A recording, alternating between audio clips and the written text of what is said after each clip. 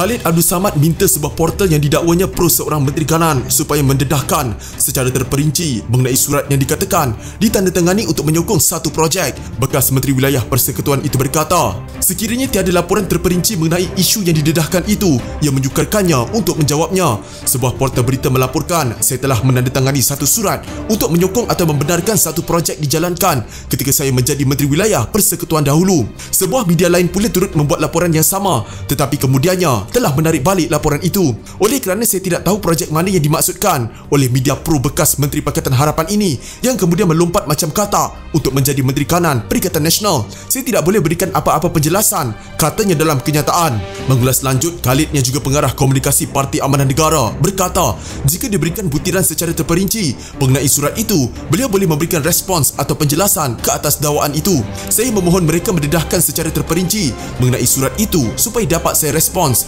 Seingat saya, tidak ada sebarang projek atau kontrak yang saya sokong atau luluskan sebagaimana yang dibayangkan. Namun saya perlu ingatkan, semoga tragedi yang berlaku kepada Menteri Besar Kedah yang mendakwa Datuk Seri Mukris membuat onar, tiba-tiba Menteri Besar sebelumnya pula terkena, tidak berulang dalam kes ini, katanya.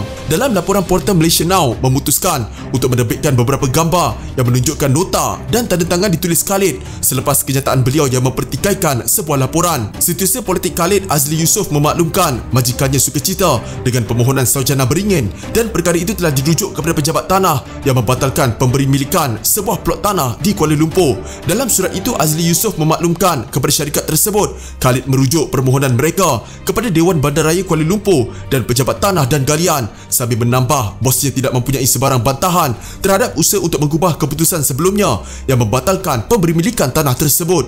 Nota tangan Khalid Samad mengarahkan pembantunya untuk membuat tindakan susulan berhubung surat dari sarjana beringin bagi mengubah keputusan membatalkan pemberi milikan sebuah plot tanah di Kuala Lumpur. Sumber pemimpin Kanan Amanah yang mendedahkan perkara itu kepada portal Malaysia Now berkata, ia bukanlah satu-satunya contoh pegawai kanan Kerajaan Pakatan Harapan melanggar peraturan yang ditetapkan gabungan itu sendiri yang melarang sebarang tindakan yang boleh dilihat menggunakan kuasa kementerian.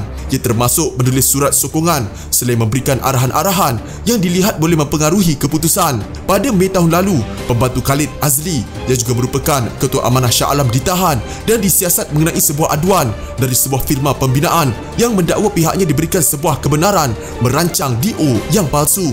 Susulan itu, Khalid mendakwa Azli menjadi mangsa seorang broker yang menyalahgunakan nama pembantunya untuk membuat keuntungan berjuta ringgit. Azli kemudian dibebaskan dengan jaminan pihak polis.